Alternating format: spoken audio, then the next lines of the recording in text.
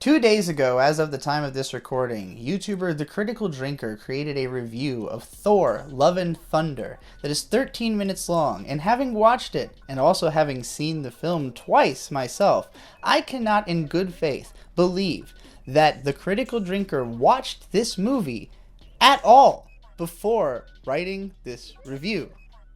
I'm honestly impressed because 13 minutes of dialogue about a movie that you haven't seen, that you're basing solely on trailers and headlines from articles, maybe reading the little blurbs of opinions on Rotten Tomatoes, and convincing most of the commenters that you've actually seen this movie is impressive. There weren't a bunch of comments pointing out how obvious it is that you haven't seen it, but it was obvious to me because this was the first review I watched searching for it after having seen the movie, looking to see what other people's takes were, and I was baffled by how incorrect the description of the film is, and also how some of the things described that are accurate are described in so little depth that it makes me think if you actually had seen how those things happened in the movie, you would have had way more to say about it. So I'm going to go ahead and hit play on this review, and I'm going to pause every time I have something to say about why I can tell you haven't actually watched this movie. Thor Love and Thunder is the gayest Marvel movie yet, written and directed by a man with the mind of a 7-year-old. And that's not even my take on the movie, that's what the people responsible for selling it to us are saying. I mean, really, if that doesn't get our season seats, then I just don't know what will. So right away, the first thing that he brings up is that there have been articles about how gay this movie is. And he's presenting it like, oh, apparently this is a really gay movie.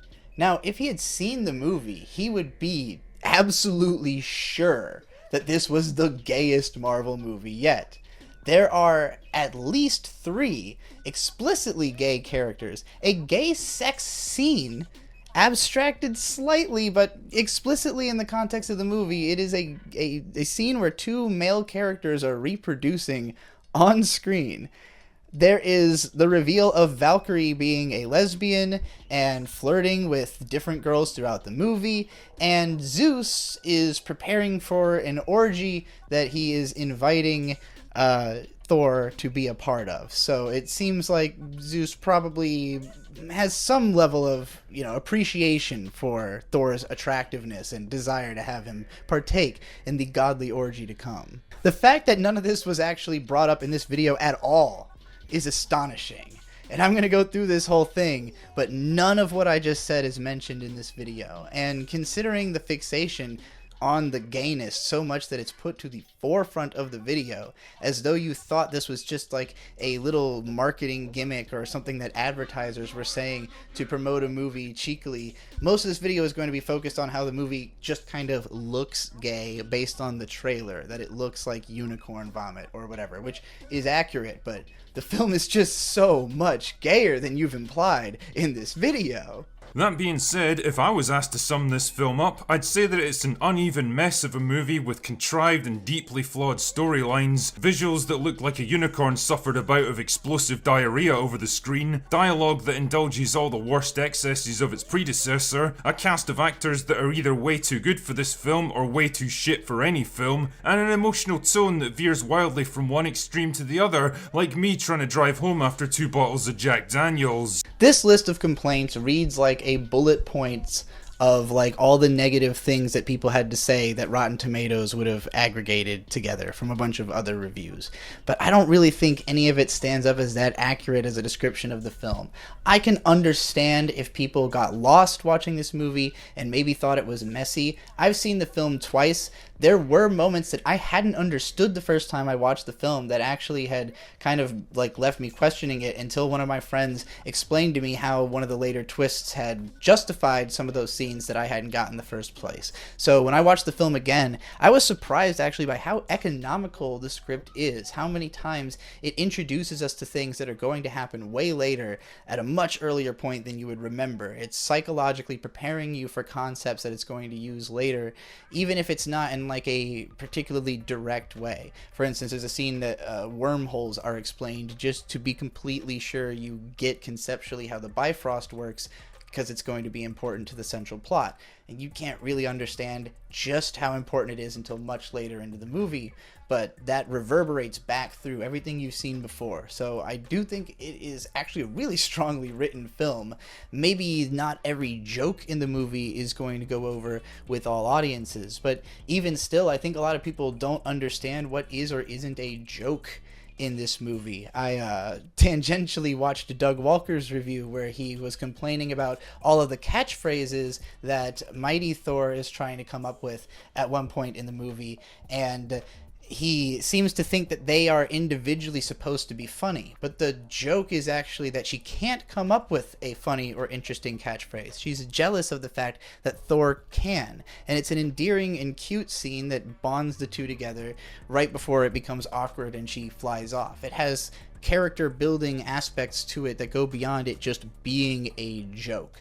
I could appreciate maybe not finding the screaming goats funny, but people laughed at my theater every single time the goats screamed, both times I saw the movie. In that little segment where Critical Drinker is talking about there being actors that are too good for the movie and not good enough for any movie, he shows Christian Bale as the too good for this, and he shows Tessa Thompson, who plays Valkyrie, when he's saying that someone is too bad to be in any movie. And I guess Tessa Thompson is an easy target for him because it's not an actress that he's familiar with or, like, you know, thinks that people have like a respect for in the same way as the other actors. But I think she's great in this movie. I have no complaints about her performance at all.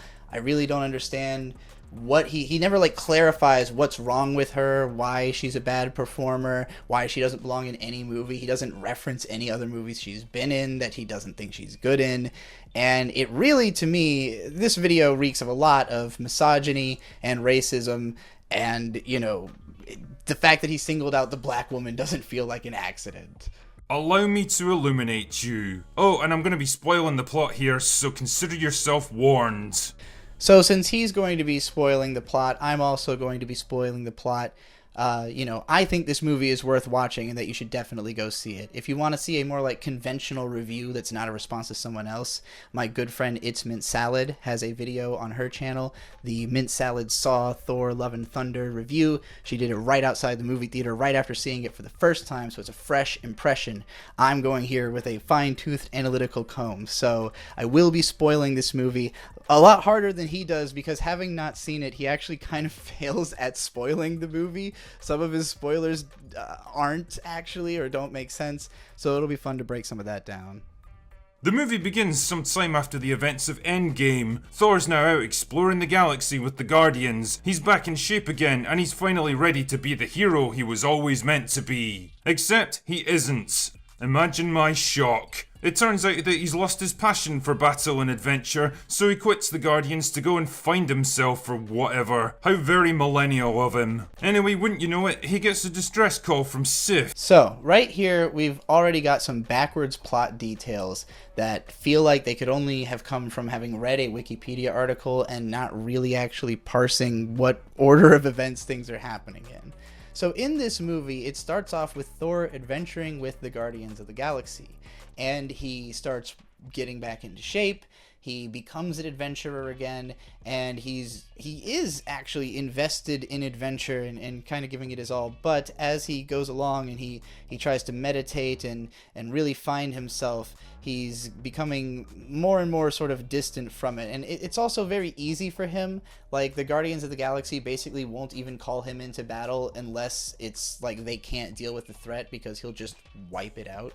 So a big part of this scene is that Thor is trying to still have as much fun as always, trying to insist that everything is a classic Thor adventure and that he's, just having a good time with the boys and it's all great. But it's kind of like a facade that he's putting on. It's not really like he's explicitly lost the love of adventure. It's more like he's clinging to the love of adventure because he's lacking that deeper love that he's, had with Jane. 8 years ago that we're going to learn about throughout the rest of the movie. But more specifically, he doesn't leave the Guardians of the Galaxy to go find himself. He leaves them because of the distress beacon. So he made it out as though he left the Guardians because he was being mopey and then got a distress beacon and went on a mission. He finds out that his friend is in peril, and there's a bunch of other people in peril at the same time. So he splits up with the Guardians, lets them go to take care of other people, and he goes to help out his friend. This makes perfect sense. He doesn't leave, like, in a mopey state. He's still trying to, like, grin and bear it and act like he's, you know, like he's going to be okay and there's nothing to worry about. And frankly, they aren't worried. Peter's not worried about him, but Peter gives him advice and says, like, look, you seem like you don't really know what's going on with yourself. You really need to look inside yourself and, like, try to attach yourself to someone, because you seem to, you keep everybody at arm's length. You try to be cool. You try to be like this badass hero all the time, and you're never, like, emotional with anybody because you're afraid of getting hurt, because Jane broke up with him, and, you know, and Peter's girlfriend died straight up. But he looks at it like, you know, the shitty feeling I have over having lost the person I care about is better than not having felt anything. And he imparts that into Thor, and that becomes the major theme of the film going forward. None of that is mentioned in this video at all. So in the entire first 15-20 minutes, the Asgardians of the Galaxy section of this film just totally breezed over and not even really looked at by this video. You remember Sif, don't you? Pathetic. So then he says, you remember Sif, don't you? And then cuts to a scene of her kicking Loki's ass that happens in the Loki TV show. Now, I remember that being actually the only good Sif scene in the entire MCU. I hated this character in the 2 Thor films. So don't let me act like I just love every girl character that exists in Marvel or anything like that. Miss Marvel is actually played by an amazing actress who does a great job. Sif, I didn't get into the character until that one scene in Loki where they actually found a funny way to use a hard-ass, you know, no-nonsense chick just, like, kicking a guy in the balls over and over again. And then in this movie, she loses an arm, and, you know, she's gracefully kept to a minimum in the plot, but at the very least has something memorable happen to her. We pretty much only see her again at the very end, training Heimdall's son in swordsmanship with her one arm.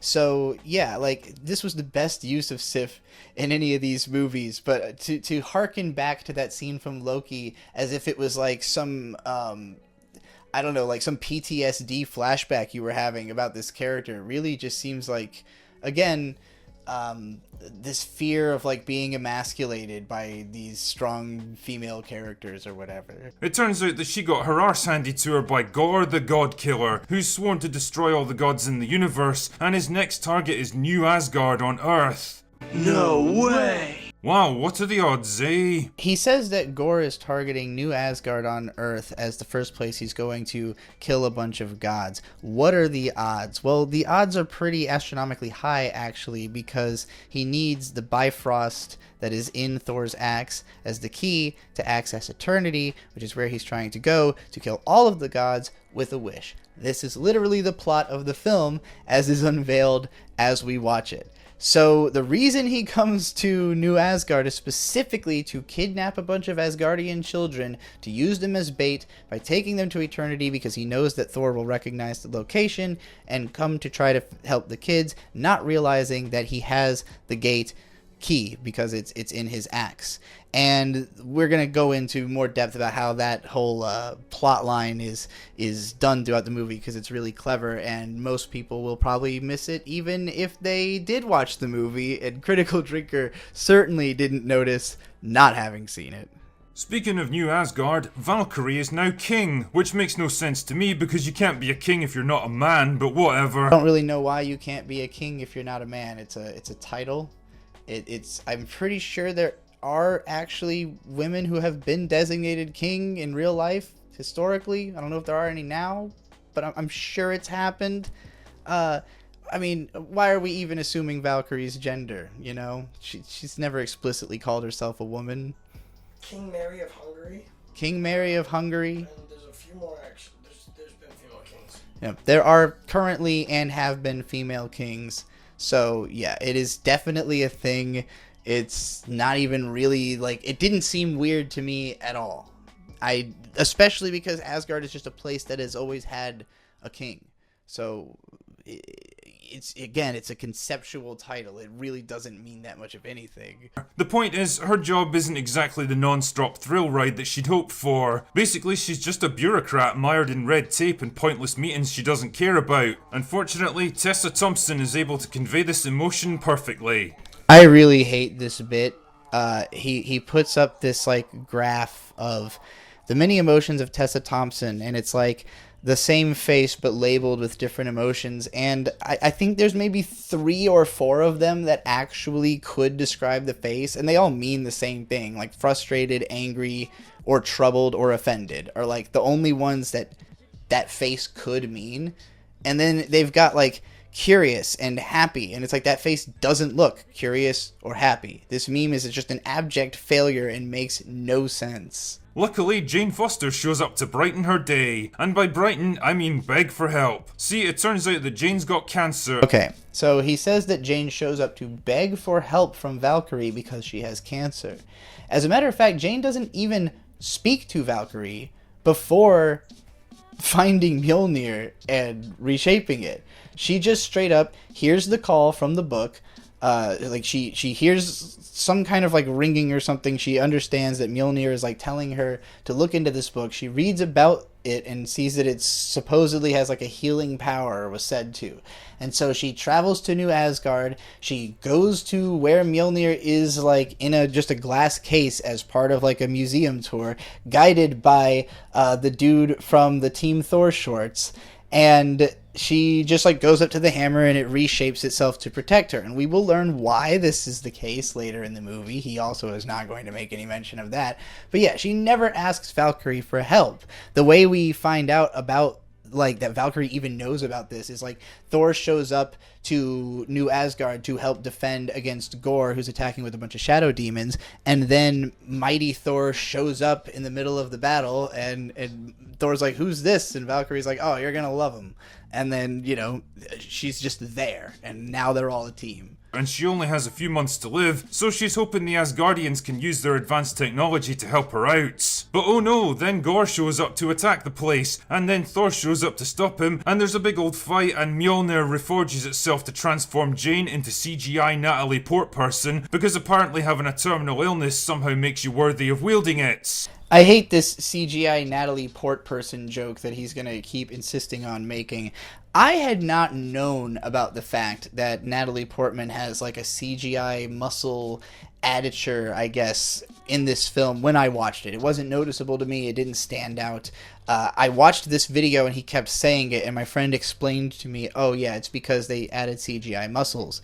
People are acting like this doesn't make sense as something for her to do because she is a cancer patient in the film. When she's not suited up, she's like skinny and dying and like, you know, looks horrid, and like, and then she puts, you know, she grabs Mjolnir and it pumps her up. And I mean, Thor is almost entirely CGI himself when he's in, you know, that mode. Like, obviously they've built a suit, but like half the time they've color graded it and put all this extra shine on him. And like, you know, when he's naked in the movie, he's like glowing with all these extra lights and CGI effects that they've put on his muscles. Like, everything is CGI in these movies. Everything has some kind of addition to it, and you only notice when you are told about it or when it's really garishly apparent, which it almost never is unless it's something that is, you know, not a person or not like an actor on screen.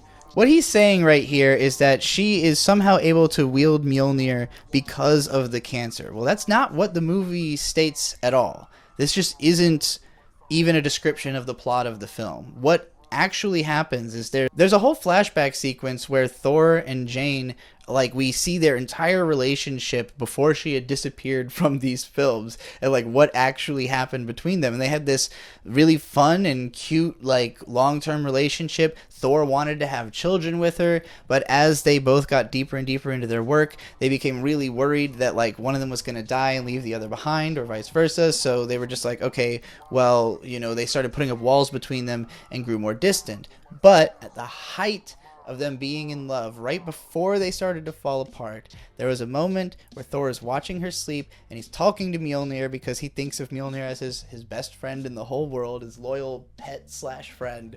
And he tells Mjolnir, you must protect Jane no matter what. If anything happens to me or anything happens to her, you know, you have to take care of her. And Mjolnir has like a magic sigil appear on it. And Taika Waititi says in the narration, like, sometimes love that powerful can become magic. So explicitly, the reason that she can wield Mjolnir is because Thor told Mjolnir to help her if she needed it. And this was the only way Mjolnir could help her. So it's the willpower of the thing to honor its best friend that drove it to, you know, to reform itself and become a weapon that could be used by Jane Foster. And thus she becomes the mighty Thor. And for what it's worth, it doesn't actually cure her cancer. Actually, she ends up using life, her mortal essence or whatever, in order to power the thing, and it ends up destroying her. So Mjolnir is able to protect her in a certain sense, that he protects her ability to die valiantly in battle and go to Valhalla, which does happen, but you know, he isn't able to literally save her life on Earth. Wait, you're telling me that Mjolnir could reforge itself whenever it wanted? Because that would have saved Thor an awful lot of time and effort in Infinity War, and might actually have prevented the snap altogether. So, no, Mjolnir couldn't have reformed anytime it wanted. It did so because Jane was in danger. That is the magic that it had encoded into itself. It's just something that it didn't have like necessarily willpower to control, beyond that it had like set in stone this was a thing that would happen. It must have been Kang's will or something. So they managed to fight off Gore and his army, but oh no, he takes some Asgardian children hostage. Clearly the gang need to rescue them, but in order to do that, they're gonna have to recruit some help. So Thor, Korg, Valkyrie, and CGI Natalie Portperson travel to the God planet, where most of the gods of the universe just kind of hang out. It's not a god planet where the gods just hang out. It's like a specific meeting place where the gods go to like have meetings, particularly to set up orgies. And like the fact that he doesn't mention the orgy thing at all. They say the word orgy twice in this film. The beginning of this scene is like, Zeus is here. He's the like most badass of the gods, most famous, most popular, oldest god. You know, Thor is a huge fan, based a lot of his work on Zeus. And Zeus comes in and he's like, all right, let's start this meeting. First of all, we got to figure out where we're having the orgy, and we got to give out the award for whoever had the most human sacrifices to them. And they're like, oh wow, Zeus kind of fucking sucks. Maybe we should just steal his lightning bolt or something. And then they end up having to fight him and steal his lightning bolts as a weapon. Now, if I was going to criticize this movie, I would say that like the sudden decision that they're like, okay, we're going to kick this guy's ass and take his weapon does feel a little bit like, I don't know, like, okay, well, we got to do something now that we're here. Let's just fucking jack his lightning bolt. Like, why did they even think that would work? That all the other gods wouldn't, like, gank them at once or something? That's the goofiest thing in the movie that I could actually criticize. Not mentioned here, because he just doesn't know what happens in this scene. He just thinks that they went to a god planet where gods hang out, and not that it was, like, an argument with Zeus about whether or not he was going to get kicked out of the orgy for asking for a favor. I love how it's totally not confusing that this story has three main characters named Thor, Gore, and Korg. Not a great plan. I had no trouble distinguishing Thor, Gore, and Korg, especially considering Thor and Korg have already been in like a bunch of other movies. I know who they are. Adding in Gore doesn't suddenly make me not able to tell them apart. Now, if you maybe haven't watched any of the movies with these characters in them, like possibly you haven't, I could see why you got confused stumbling over the script you wrote based on the Wikipedia articles. So they find Zeus and ask for his help, but he's like, nah, it'll be fine. I also love how he strips Thor butt naked in front of the entire city, and it's just treated as a big old joke that we should laugh at. Because if this had happened to Valkyrie or CGI Natalie Portman, it would have been treated as some horrifying traumatic experience that we should have been outraged about. This is kind of joked about in the scene. He presents it like, oh, this is a funny joke that we're all just meant to laugh at. But it is actually kind of contextually meant to be, something that Zeus is doing to torment Thor. And in real life, Chris Hemsworth didn't want to be naked for this scene. Taika Waititi bribed him, essentially, by paying him millions more dollars in order to appear naked in this film. He was willing to, do something he wasn't even necessarily comfortable with, but he braved it, for that extra paycheck in order to have this scene that simultaneously is gratifying for the audience because Chris Hemsworth's body is perfect in this film, but it also is shameful for Thor, and you do feel that because it's being put on display in front of you and because a villain is doing that to him. He doesn't even really kind of paint that Zeus is a bad guy, that the reason he acts like Zeus just blows them off and is like, I don't care about what's going on. Well, Zeus doesn't care about anything that's going on. He's a dickhole. That's the point. And so to play it off like Zeus had nothing to say, I mean, Zeus's reasoning was that he doesn't think that the guy will ever make it to eternity because he doesn't even have the key if he did. So, they're just not worried about it, and if anything, they think they'll be safer staying grouped up together in one place than, going out in search or trying to, lead an army against this dude. So, I don't even think they're necessarily being unreasonable in the argument, but it is coming from just, a bad guy who honestly doesn't give a fuck about, the situation, and certainly not about Thor and the Asgardian children. And so that's more the undercurrent point of the theme. But most importantly, he actually does threaten to disrobe Natalie Portman and Valkyrie and Korg, and they all get up and just take off their own clothes, and they're like, no, don't do that. We don't want to be stripped naked. So, it is addressed in the movie. It was going to happen. The characters stood up for themselves and it prevented it. So, to not address that and to have this criticism of the scene, again, really makes it feel like you didn't watch the movie. Equality is a funny thing, isn't it? Anyway, since the other gods apparently don't give a shit about self-preservation, Thor and the others head to the Shadow Realm to fight Gorr by themselves. But it turns out it was just a big old trap, you see. What Gorr really wanted was to get his hands on Stormbreaker, so that he could use the Bifrost to open a portal to the center of the universe, where a giant MacGuffin thing will grant one wish for the first person to get there. Well, that's a convenient setup. He says that they've been lured into a trap, which is convenient. Well, it's not convenient, it's what he set up. The entire movie is just that this guy realized he needed this axe. Thor did not realize that this guy needed this axe. So this guy figured out how to get Thor and the axe where he wanted them to go.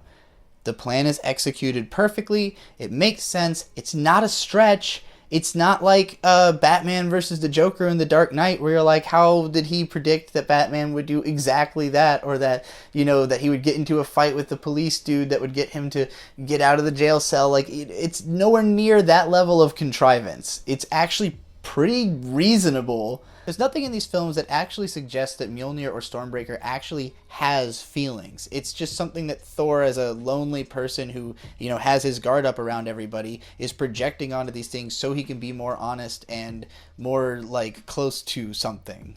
I don't really think that Mjolnir or Stormbreaker is actually jealous of one another or having these complicated emotions that Thor is projecting onto them. Mjolnir just simply, because of the command of Thor and the love poured into it, has been magically attached to Jane.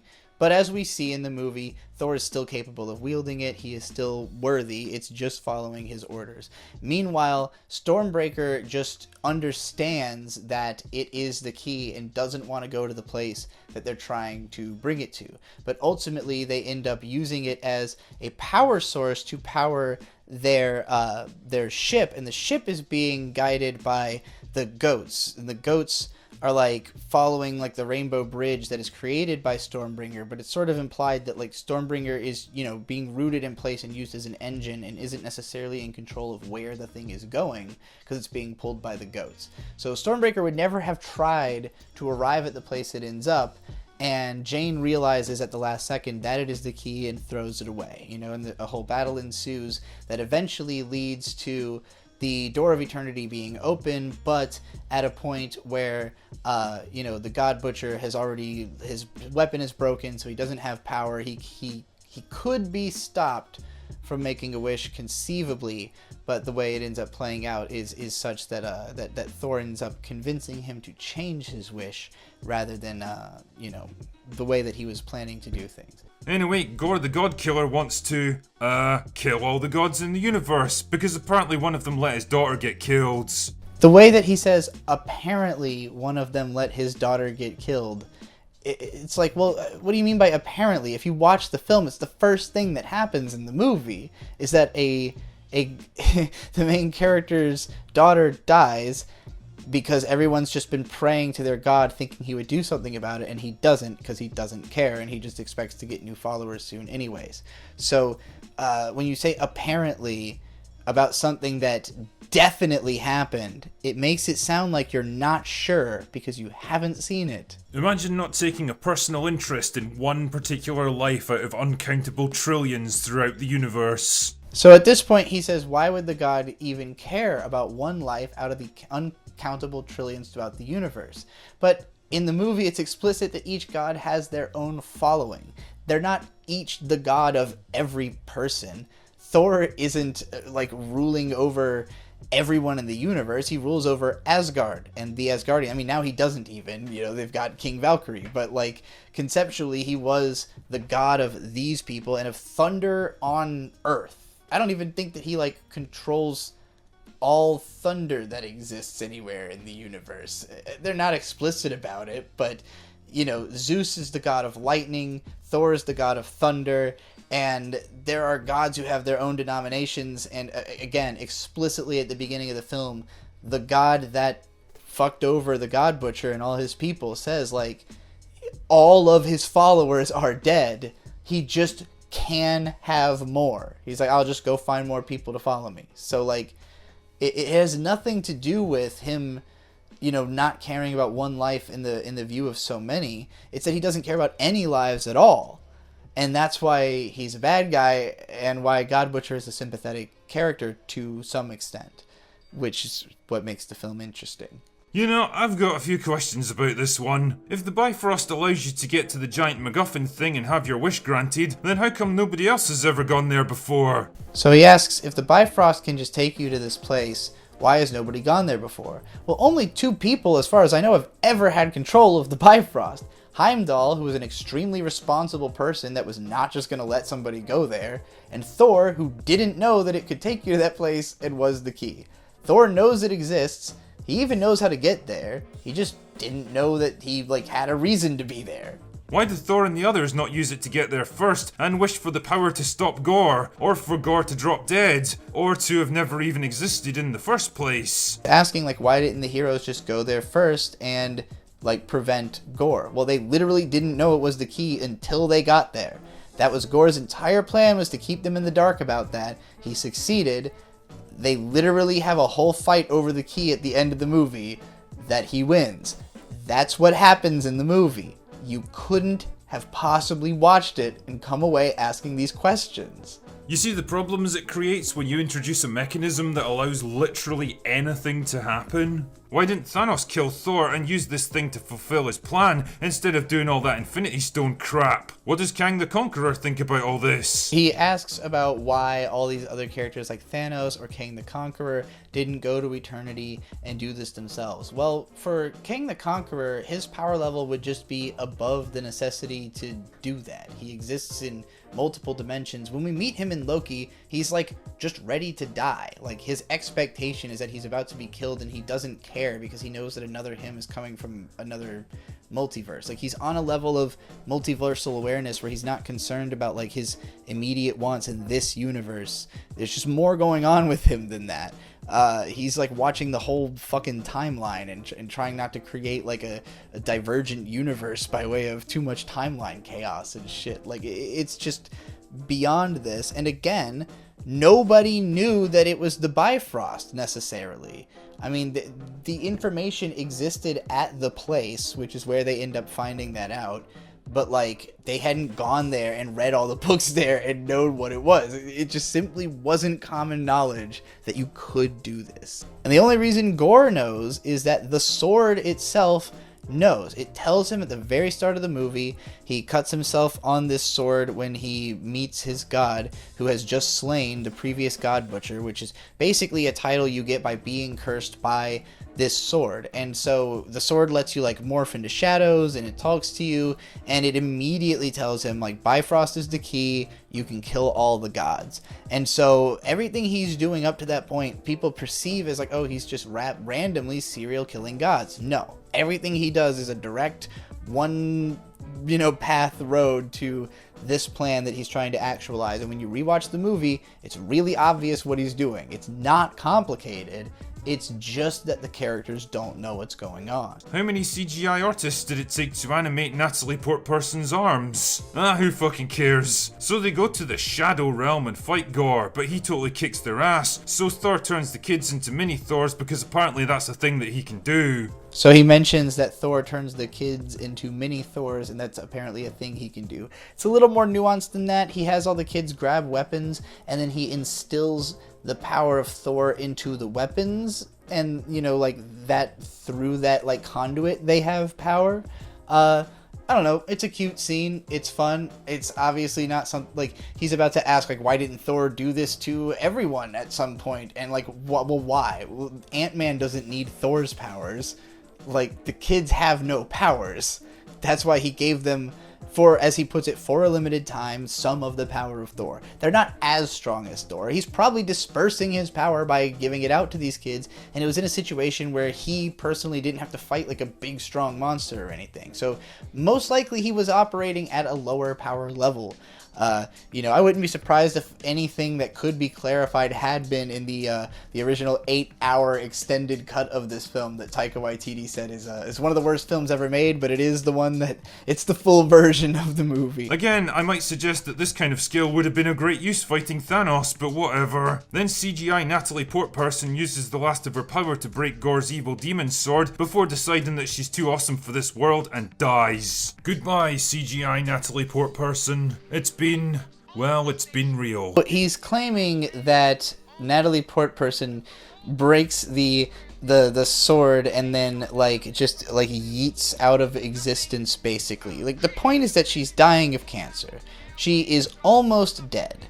The hammer is taking her energy away. Thor has a whole scene in the hospital right before he goes off to the final battle where he's telling her, like, I want you to stay here because you'll live longer if you stay in the cancer treatment. And she's like, I'm going to die soon. I'm not beating this cancer. I've already been too weakened. Like, at least if I die fighting, I'll be like accomplishing something. And Thor really doesn't want her to, but she goes in anyways, and she does it. And when she breaks the sword, yeah, she uses up the last of the mortal energy she has to keep herself alive.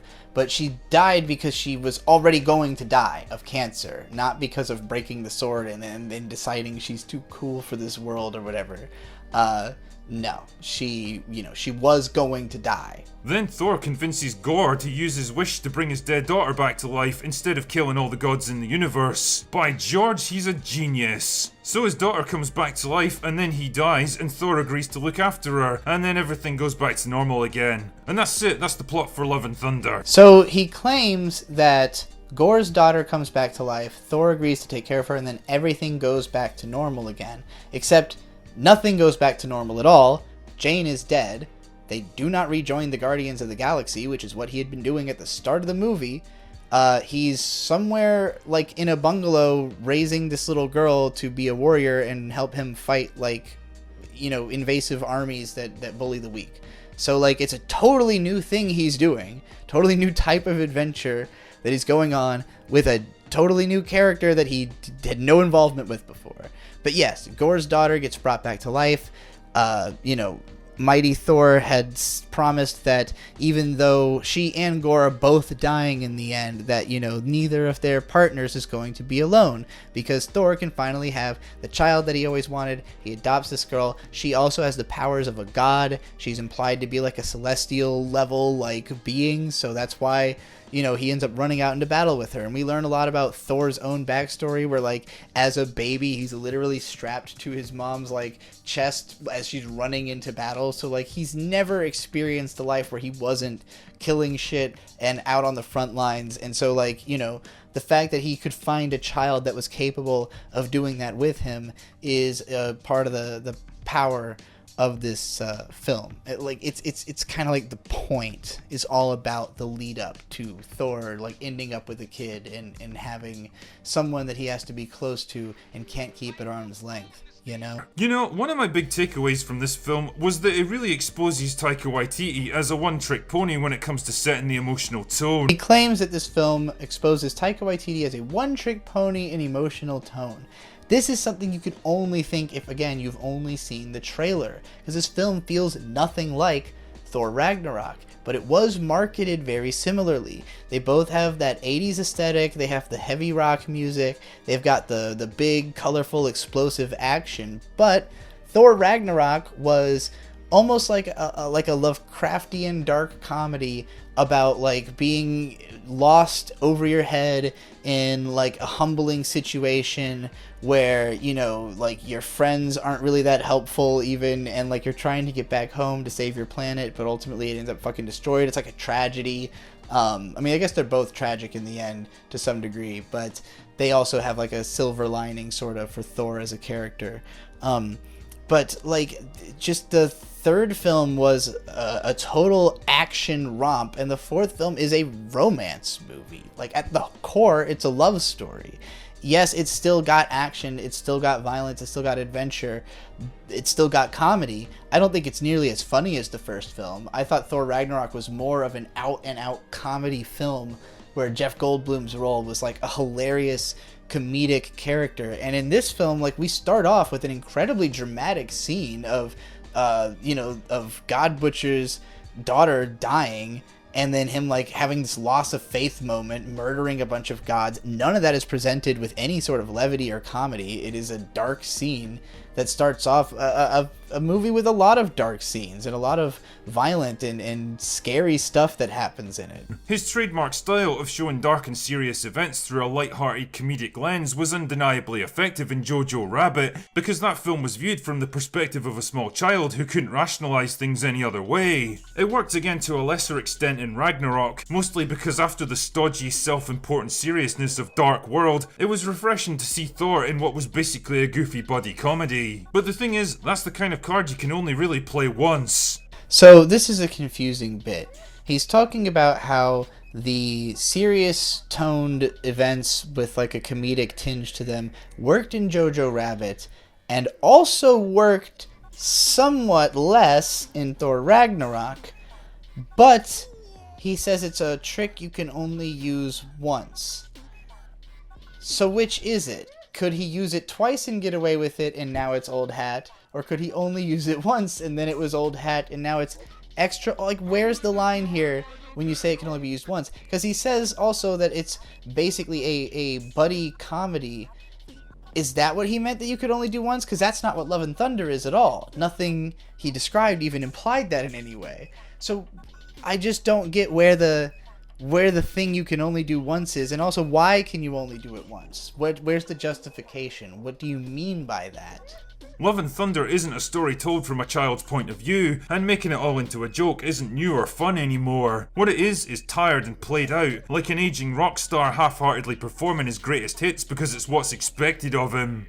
So he's talking about Taika Waititi making a second or third film in a similar style as being similar to an old rock star playing his tired old hits because it's what expected of him.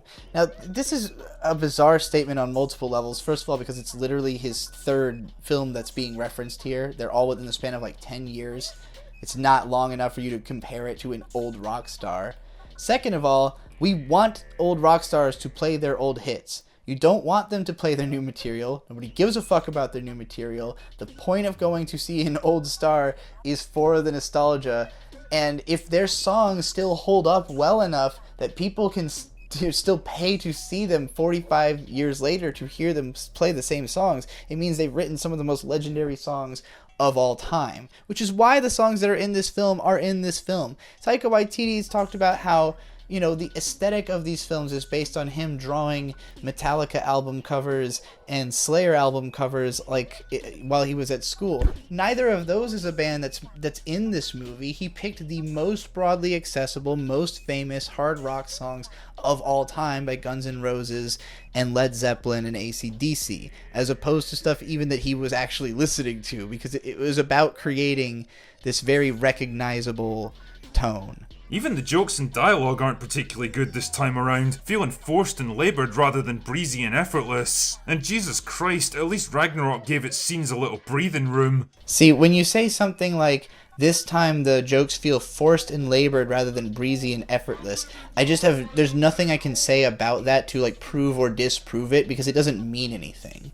There's no clear definition of what is a breezy versus a forced line of comedy. There are jokes that are funny and jokes that don't land as hard. Some of it, again, isn't necessarily meant to be funny so much as to build character or to endear you. There were groaners in both of these Thor movies. There's been groaners in every Avengers related film, and there's also been great lines. There were scenes that made me laugh in this. There's one that's in the trailer when Peter Quill tells him, if you look in the eyes of the people you love, you'll feel where you need to be, and then the camera racks focus back onto Thor trying to meet his eyes, and he starts leaning away, and the camera work of that joke is perfect. The acting is perfect, and even in the film they cut it differently than the way it is in the trailer for better comedic timing, and it works better. So I just don't know what he means by that. The opening scene of this film, again, is almost 5 minutes of unbroken hard drama. It was a touching scene that, brought people to the edge of tears. The ending scene of the movie is really heartfelt and really dramatic and really well done, and kind of brought tears to my eyes. There weren't any undercutting random jokes. Even the scene with Kat Dennings, Darcy, who has in the other films been a comic relief character who, didn't really start coming into her own as a character, I think, until WandaVision. In this movie, she gets one scene that's just this very lengthy, heartfelt, Bechdel test passing conversation between her and, this character that's supposed to be her best friend through all these movies, that now they actually feel like these longtime best friends having this very real conversation about her dying of cancer. And it was a good dramatic scene with no witty, dumb thing to take away from it. So I just don't think this criticism holds water. And what's frustrating is that there's plenty of fertile ground for serious dramatic moments in this movie. Gore's introduction in the first few minutes of the film hit particularly hard and almost lured me into believing this was going to be more than just a breezy action movie with comedic overtones. So here he then mentions that Gore's introduction hits particularly hard, which seems like something you could have learned from skimming a couple of reviews. But it's strange that he goes right from saying that there's no dramatic breathing room in the movie to actually there is this one. It's the same story with Jane's cancer, which is presented as more of a thorny problem to be solved rather than a tragic countdown to her inevitable demise. There's no hint of the anger or sadness that a relatively young person would feel at having their life cut short, none of the existential dread. He says that the cancer is treated more like just a goofy problem to be solved than a countdown to her inevitable demise. But that's literally what happens in the movie. She fucking dies. She dies at the end of the movie from the cancer. The entire film is itself a countdown to her demise from cancer. What do you mean by this? He says that there's none of the existential dread a young person would feel from having their life cut short. Okay, first of all, she's one of the most accomplished astrophysicists in the world. She's not a young person. She's in her late 30s at least. Thor is thousands of years old and has watched people die constantly throughout his life. They've both been in serious fields. They've both seen tons of death. If you haven't watched these movies, I don't know if you've noticed. And even more than that, like, there is a scene where she, like, loses her shit and fucking takes the hammer to a sink in the hotel room because she sees that she's still dying. And Valkyrie has to, like, calm her down and be like, bro, are you alright? And she's like, no. And Valkyrie's like, well, hey, look, I'm a Asgardian, so, like, I'm trying to die horribly in battle so I can go to Valhalla. So, like, you know, look on the bright side. And, like, that's what she does. She's as chipper and optimistic while dying of a terminal illness as she was when we met her a decade earlier, and it just feels wrong somehow. Again, he's just lying. He hasn't seen the movie. She's not as chipper and optimistic as ever. She's putting on a brave face in front of other people and then totally melting down when she's by herself. And it's noticed by Valkyrie, who is in love with her because she sees her as another one of the sisters that she lost. And, you know, she just wants to be around cool, badass chicks all the time. Like, this shit deserves more than just a fleeting mention. There's an almost frantic desperation to turn everything into a joke, and it just feels cheap. It's the same with the visuals, which take everything from Ragnarok and dial it up to 11. Visually, Love and Thunder is a film that I could best describe as an assault upon the senses, and not in a good way. It's so overdone and oversaturated that it was actually starting to give me a headache at times. And if you need an example of this, just take a look at Thor's outfit. It's like it was coloured in by a small child that's just discovered crayons for the first time. So I really don't know where he's coming from with these criticisms of the visuals. I understand if you just don't like bright colors, I guess. Some of the scenes in the trailer that he shows do look a little bit chaotic, specifically because there's a part where this gigantic glass structure is destroyed, and so there's just like this huge pile of colored rubble that's in the background, and that shot by itself does look like just like a vomit of colors, basically. I get how that specifically, if you saw it out of context, might make you go just like, what the fuck am I looking at? But the rest of it is it's coherent. It looks great. I love saturated visuals. I think it looks like a cool video game. It looks like I'm playing Terra Online or something. There's just like awesome giant vistas. It's a gory movie. It's got really cool scenes of violence. I just can't understand this visual complaint. And then you look at the outfits, and he's talking about how it looks like it was colored in with crayon. He's like showing a leather jumpsuit. Like, it looks great. It looks deeply expensive. The color values are all perfect. Like, I can't even express how difficult it would be to like even create an outfit that looks this good. I'm like flabbergasted that he thought this was something to criticize. It's just not. It just doesn't make sense. It's one of the better looking outfits Thor has worn.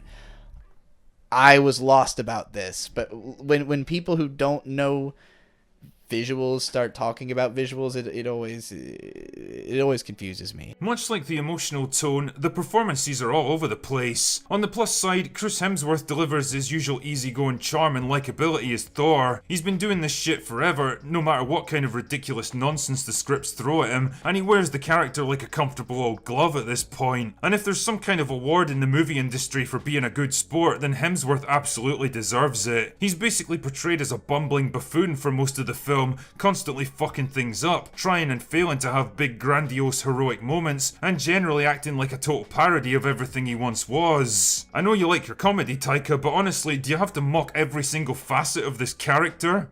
So I have no idea what he means by this. Thor does not spend this whole movie failing to have big grandiose moments. That was Ragnarok. Again, it feels like he just decided, based on the trailer looking like Ragnarok, that this movie was Thor Ragnarok, and it's just not. It's not about Thor being a parody of his former self. It's about him going through a midlife crisis. This is explicitly what Taika Waititi has said over and over again. He wanted Thor to experience a midlife crisis over not having love, and he wanted to show Thor fans something that they never would have expected to see in a Thor film. So yeah, he from the core was trying to show you something new and not do the same thing he did in Ragnarok, which is what this film is being accused of, is like being a more extreme version of what Ragnarok already was. He's not treated like a bumbling buffoon. Actually, he's kind of the guy in charge. I mean, the two ladies fighting at his side pretty much like follow his plan and cooperate, and he's the one doing most of the fighting and winning. It's not like this is some movie about Thor getting like stood up or shown up by like the girls around him or anything. Thor's a badass the whole movie, and he, if anything, makes good decisions and comes off like way more likable than he ever has before. He used to be a dumb asshole. That was the character. Thor Ragnarok was about humbling him to be less of a dumb asshole, and then he like went too humble and like got fat and afraid of everything and withdrew from society and from people, and like his regrowth is about like finally maturing, finally being like a real adult who could feasibly raise a child, and that's where he's at by the end of this movie. It's a great character arc, actually. Taika did, I will say, I do think he was trying to mock every aspect of Thor when he created Ragnarok, because Thor sucked. Thor was just, again, he was an arrogant asshole, and he basically just won because he was the good guy, and like he would have some kind of realization about how like he needed to be a little bit less of an asshole, and it just so happens that his brother Loki is way more of an asshole.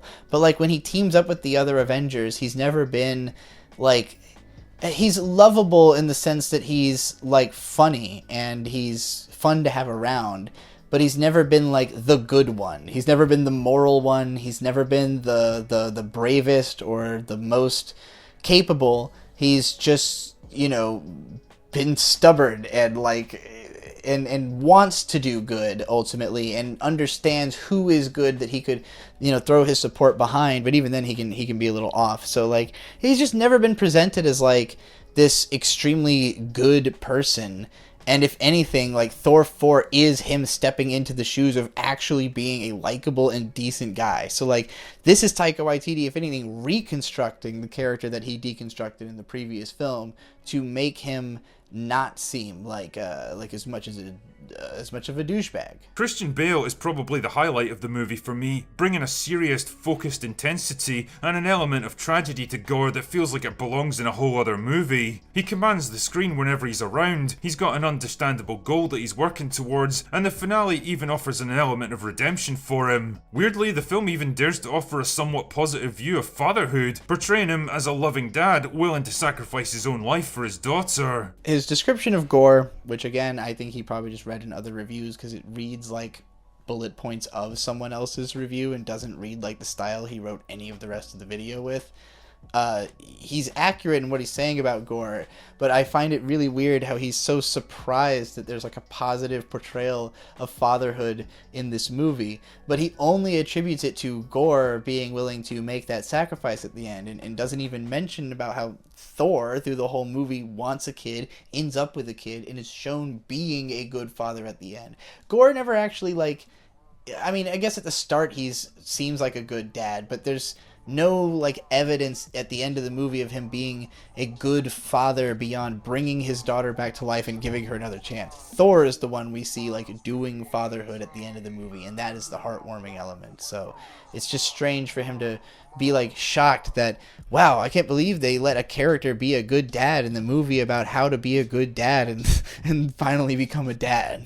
At the other end of the spectrum, Tessa Thompson defiantly continues her strategy of upward failure in Hollywood, delivering every single line of dialogue like the actors are doing a read-through for the very first time. Honestly, I'm starting to wonder if this is some kind of epic piss take from her and Waititi, like they're trying to see how bad they can get before someone has the balls to call her out on it. So he seems to think that Tessa Thompson, who he doesn't like, is a prank that Taika Waititi and herself are playing on everyone. I don't know why he's attributing this to the director at all, first of all, but like his claim is that she sounds like she hasn't read the script before. Again, this is the kind of thing that like there's no metric for that. I can't prove that she does or doesn't sound like she's read the script before.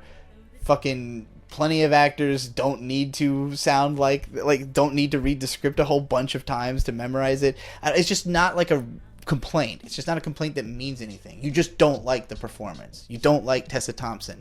I don't know why. She's fine. There's nothing wrong with her performance from my perspective. You might not like the character. Maybe you don't like this demeanor. I mean, if you watch her in real life and watch interviews with her, she doesn't act like this character. She's not the same person as Valkyrie. It's a role that makes sense and has internal consistency. So again, like, I could see not liking the character, but to blame the acting, it's a performance that works. So I can't say that it doesn't. Not that the script asks much from her anyway. She's barely in the movie, and even when she's in a scene, she spends most of her time standing around in the background, making it pretty obvious the writers couldn't think of anything for her character to do. So this is just another place where he's completely wrong. Valkyrie is actually very present in this movie. I think she has more dialogue in this than in Ragnarok. In Ragnarok, I had thought she seemed a little bit tacked on. She was the least important character that was introduced in the film. She has an arc, but it's kind of just tacked on to everyone else's. In this movie, she is, she's been the king of New Asgard for a while, so she actually has her own kind of business going on. We're picking up on the threads of an arc that's interesting to continue following, and we learn a lot more about her. We learn that she's a lesbian. We learn about her, why she's been drinking herself into oblivion is because of the fact that she had to watch all her sisters die. She has a great scene where she's antagonized by the villain over this. She gets a ton of action throughout the movie. She's in at least 3 action scenes, like 3 huge action scenes that are like tentpole, brawls in the film that I can think of. So yeah, to suggest that she just stands around with nothing to do is just an abject lie based on not having seen the movie. There's also Korg, who's basically Taika Waititi's excuse for being in the movie, hence the excessive amount of screen time he gives him. Wow, you're awfully generous to yourself, aren't you, Taika? He was tolerable enough as a one-shot deal in Ragnarok, but now the arsehole's fucking everywhere, proving the point that you absolutely can have too much of a good thing. And I can't shake the feeling that it's nothing more than Waititi's ego getting the better of him. So this idea that Taika Waititi put Korg in the movie more to fulfill his ego doesn't make sense. If he wanted to fulfill his ego, he would have put his fucking face in the movie. He's a beautiful man. He's an actor who's been in plenty of movies. He dresses super stylish. He looks cool as fuck. Would love to hang out with Taika Waititi. But Korg was an extremely popular character, especially with children, because he's funny and he's a cool rock monster with a great design. He is obviously being pushed so they can make more toys of him. And, like, Taika Waititi, there were several interviews where people were hounding him about whether he would make a Korg spin-off season. He didn't seem interested at all. It didn't seem like something that's in the works or talked about. They just wanted him to be in it because the guy, the character. So, yeah, it's not being forced by him. If anything, it's being forced by everyone else. But it also allows him the opportunity to be even more hands-on in the film, to be more involved. He clearly is, like, very, him and Chris Hemsworth are, like, basically making all the decisions of what goes into these films. So, it makes sense for him to be around, but to suggest that, like, Korg being in the story more is too much of a good thing, I mean, it's a likable character. You want more. I think it's absolutely hilarious that you don't mention at all the reveal of Korg being gay, that the species is all male and reproduces by standing in lava and, like, staring at each other for, like, months until a baby is made. And then we see that happening in the film, meaning that canonically there is a gay procreation scene in the movie. Seems like stuff that definitely would have gotten mentioned while you were bitching about Taika Waititi and the agenda that he was pushing in this film. And as for CGI Natalie Portman, well, she's definitely in the movie, I can say that much. It's pretty common knowledge that she left the franchise after Dark World because she was bored of playing Jane Foster and only agreed to come back for the money. The chance to do something different with the character. The movie plays just about every trick in the book to get you to like her and portray her as Thor's equal in every way, even though he's been fighting and training for thousands of years and Hemsworth is literally twice her size. So here's another place where he's just wrong. The movie doesn't portray her as being just as good as Thor. Thor is shocked by how good she is in the first fight, where she's able to wield Mjolnir and do all kinds of unique things with it, but it's very explicit that she still needs advice, she still finding her foot. She's excited about her first bad guy. She jumps the gun at one point, kind of like tries to rush off before everybody's ready. Like, she's explicitly not as good as doing it as Valkyrie or Thor. So just textually, this is not what the movie is saying. And Natalie Portman is really liking this movie. And again, I did not like her character in the other Thor movies. I hated the way they did her whole look, her whole attitude. She never seemed interesting or impressive as a character. She just didn't have enough to do in the movie. In this film, they fixed everything about her. They gave her a meaningful arc to undergo. They gave her cool scenes. She looks great in the outfit. She doesn't really steal the spotlight from Thor. She is a great support to him. She brings emotional depth out of him. The ending scenes are made emotional by the two of them's interactions. The flashback scenes to contextualize their relationship have great chemistry. The film actually did sell Natalie Portman in this role. And sure, I'm sure they offered her a lot of money to do it, but ultimately the reason she's in the movie is Taika Waititi wanted to work with the girl from Heat, and he could, and he, probably in between the two movies had read the whole Jason Aaron run of the comics, which this film heavily draws from. Most of it is directly taken from the comics and just slightly altered to add in MCU stuff and take out a little bit of the Recording these lines before bedtime. but he outright name drops that Recording these lines before bedtime. Reporting on why the life I live in my mind. Recording these lines before bedtime. Recording these lines before bedtime. For Natalie Portman. You had a real uphill battle coming back into this movie as one of the less liked characters that people weren't excited to see come back, except for the ones who think Mighty Thor is a cool idea, which I am one of. She looks kind of awkward and uncomfortable in her bulky armor. She can't fight in any meaningful way, and overall, watching her try to play a goddess of thunder is about as believable as watching Brie Larson trying to act like a realistic human being. On the plus side, they at least had the balls to kill her off, which genuinely surprised me considering how much emphasis they put on her in the trailers. Although in retrospect, trying to launch her as a replacement for Thor when Portman herself is 3 years older than Hemsworth wouldn't make a whole lot of sense. So at no point in this movie is it suggested that Mighty Thor is replacing Thor. I mean, she literally can't. She fucking dies in the movie. The whole time that she's Thor, Thor is Thor. They're fighting alongside each other as Thors. They're both Thors. There's not even a scene where she fights by herself in the movie. She became Thor. It's implied there was a few days that she was Thor before Thor showed up, fighting, alongside Valkyrie. And then throughout the whole rest of the movie, she's just with Thor. There's a scene where they're asking Thor permission to act.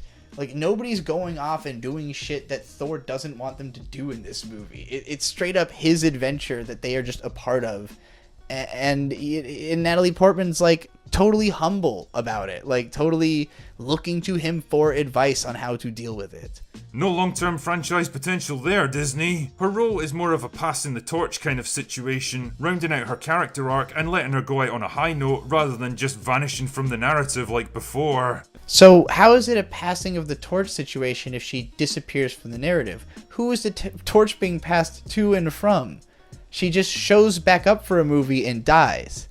It's literally just, it's no deeper than Taika Waititi wanted to do one with her because he could. He had the movie, he wanted to work with her. There was a reason that he could that made sense for the comics. It just tied up nicely in a bow. She doesn't have to do any more. She fucking died at the end. It's literally as simple as, it'll be easy to do this. I get to bring my kids. I don't know if you know this, but all the kids in this movie are just the kids of all the actors. Taika Waititi just wanted to hang out with all of his friends, give them a reason that they could all fly to New Zealand for a few months and not abandon their families by writing everyone's family into the script. Even Chris Hemsworth's wife is in these movies. Everyone's family is all over these films. It is a family project. It's a reason for a bunch of people who are really good at what they do to just have fun doing it. And again, Taika Waititi made like an 8-hour movie that they edited down into a 2.5-hour movie. So it's not like they didn't like run through every conceivable idea and just like have fun and totally go crazy with, and then try to like whittle that down into what made the most sense. Interestingly enough, neither of these strong female characters are used to humiliate Thor like in Ragnarok. There's no particular girl boss moments where they totally outshine him, berate him, or make him look generally useless and incompetent. He can do all that by himself, thank you very much. So at least he has heard that there aren't any obnoxious girl boss moments in this film. I'm glad that nobody has accused it of something that's not there. And I am somebody who even thinks that like the girl boss moment in Endgame was cheesy and out of nowhere, and like, and why? Why was that there? So like, I'm not somebody who's all for, every single girl power scene in the Marvel universe.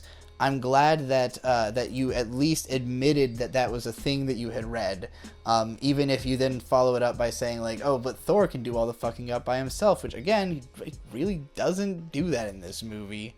He can do all that by himself, thank you very much. Seriously though, both characters kind of get their arses kicked by Gore, leaving Thor to more or less save the day single-handed. Don't worry though, by the end of the movie, there's a younger and probably cheaper strong female character waiting in the wings to become the new Thor once Hemsworth eventually stands down. So yeah, they're talking about how there's a younger, cheaper Thor, or next of kin for Thor that can go into the future. It's literally Chris Hemsworth's daughter. The girl that ends up being Thor's daughter at the end is Chris Hemsworth's actual daughter. So I really doubt that they're trying to write Chris Hemsworth out of these movies in order to give his daughter the spot. I think it's more like they wrote her into the movie so that he, again, would not have to abandon his daughter to fly out to New Zealand from Australia, where they're both from, for 6 months out of every 2 years in order to film a big-ass Avengers movie. Again, Taika Waititi is trying to create an environment where these extremely talented people feel good about making these movies, which is why the movies can be fun and why everybody is excited to do them and why they're even willing to take risks and, push weirdness into these movies that might not have gotten there if not for the fact that he made everybody feel safe and secure and happy about the experience of being a part of them. Ultimately, Love and Thunder feels like a bit of an exercise in treading water, taking its main character on a loud and colourful adventure that basically puts him right back where he was at the beginning. I just don't understand how he can claim that Thor is in the same position he was at the start of the movie. He was with the Guardians of the Galaxy at the start of the movie. At the end, it's him and a child. He has finally stopped holding everyone at arm's length and is taking care of someone. He learned about love. The themes of the movie are very clear. The character arc is deeply apparent. You can't miss this if you watched the movie. It's a perfect example of a franchise mired in its own inertia, recycling old ideas and rehashing previously successful strategies, meandering forward with no sense of direction or clear reason for why it even still exists. And it proves once and for all that even a winning hand can only be played so many times. Anyway, that's all I've got for today. So that's the end of the Critical Drinkers video. And again, I just think there's so much evidence to suggest that there's no way he watched this movie before doing this review. And I'm not here to like start beef or imply that he's like a terrible person for this, but it is a little bit upsetting to me because I read through the comments and there were a lot of people saying like, oh, I'm not going to see this movie because you made it sound terrible, or you've revealed that it is this trash, this Marvel trash. And maybe these people weren't going to see the movie anyways, or maybe they are anyways. People just say shit. To me, it's just reaffirming confirmation bias. People clicked on this video because they already wanted what he's saying to be true, and so they either clicked on it and went, okay, like, it's exactly what I thought, so I'm going to keep having the opinion I already have, or they disagreed or don't like the tone and just clicked away right away. But the fact that this is almost 700,000 views and is like one of the top reviews of the movie, and people are convinced it is actually a review of the movie, and it just isn't. It's a review of a trailer that includes some like impressions based on reading a Wikipedia article and a few article headers. There's just so little detail about the things that would have been addressed if the movie had been seen. It's impossible for me to think that you actually watched it. I'm impressed you got 13 minutes out of it. But you know, to me, as somebody who watched the movie and enjoyed it, I feel like you're robbing people of an experience. And this is the 5th highest selling Marvel opener yet, so obviously it's not like bombing or anything. Like, the negative press is not affecting it that harshly, but it's just so intellectually dishonest to me that people are like performatively angry at this film and at the actors and all this stuff, like claiming that it's all these things that it isn't, you know, criticizing the movie for stuff that isn't even in the movie, and then missing things that are in the movie that would probably be criticized based on your standards. So yeah, it's upsetting, I guess, because I've started talking about Marvel and being very positive about it, and I've had a lot of people sort of shutting down my positivity by claiming that these movies have like gone to shit, and then they'll parrot a bunch of stuff that's been said in videos like this that they're saying about movies I would believe they haven't watched, that they've heard people who haven't seen talking about, and are now like parroting this third-hand information of people who literally haven't watched the fucking movie. So just please, can we like stick to reviewing movies that we've watched, or at least disclose if you're reviewing a movie you haven't seen? I'll give you that he tweeted that he was going to see the movie. Maybe he saw it really drunk. Maybe he just... So he I'll give it to Critical Drinker. He tweeted at like 8:30 in the morning that he was going to the theater to see the movie. Maybe he was drunk or hungover or passed out through it. Maybe he literally saw that opening scene with gore and then like saw the Guardians scene and then just like passed out and then fucking literally read articles later. I could see it. It would make more sense, especially if you're, you know, the Critical Drinker. I understand getting blackout, but about to go see Love and Thunder. It's 9:30 a.m. and I may need a drink. And then Love and Thunder is a frustrating movie because it toys with interesting ideas only to turn them into hot garbage for the sake of some cheap laughs. Honestly, Taika Waititi is his own worst enemy at times. So it's such a vague like criticism. It really does feel like if he did go to the theater, he saw like 5 minutes and passed out, but it seems much more likely that he just lied. He just like made up that he went to see it and then put out a video so that he could get it out as fast as possible. This video came out really soon after the movie. I saw it on the Friday night that it, you know, came out. So if he is claiming he saw it at 9:15 in the fucking morning and then had his upload by like, you know, by that night when I came home to watch reviews of it, then it seems more likely to me that he woke up, tweeted that, and then made the video than that he went to the theater and watched the movie and then did that. Not saying it wouldn't be possible to make it that fast. I could do that, but I don't believe it. So that's all I have to say about that. I think Thor: Love and Thunder is a great movie. I've expressed pretty much all my opinions on it in this video, so you could take this as my analytical review of the film. You know, again, I think it holds up to multiple viewings. It was even better the second time. I think it looks really cool. I think the characterization is great. I thought all the arcs wrapped up nicely, and I'm looking forward to seeing more more Marvel films and more from Taika Waititi specifically, because I think he's one of the best directors in this sphere, and I'm fascinated by him as a person. I watched a lot of interviews with him before I recorded this, and I think he's a legitimate genius. So when people are like, you know, pinning all of this negativity on him, it just seems like they don't understand like what he's even trying to do. So yeah, I liked it. And if you like my opinions and you want to hear more of them, you should go to my Patreon and give me $5 a month, and I'll rant about anything you want every month. I'll be doing a big live stream where I go through every single thing I've been requested to rant about and doing all of them. For anybody who pays at least $5 on Patreon, if you pay $50, you can get your name into the credits of all of my major content. So support me there. If you thought this video was super cringy and that's why you love it, then you need more cringe in your life, and you should listen to the cringecore hip-hop song that I just made with my hip-hop supergroup, Sucker Punch. We are the codifiers of the cringecore hip-hop genre, and we've had special guest Big Gay, a legend of cringe music, on this track.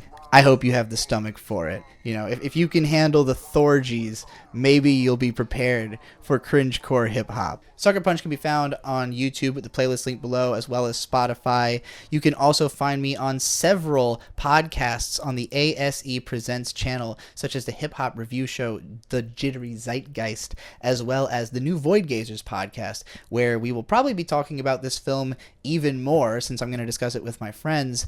And also on that channel, again, you can watch Mint Salad's review, Mint Salad Saw, Thor Love and Thunder, that came out right after the movie. Her videos are always a delight to watch because she is hilarious. You can find more of my writing on goldenwitch.substack.com. Find me at goldenwitchfire on all social media and payment platforms.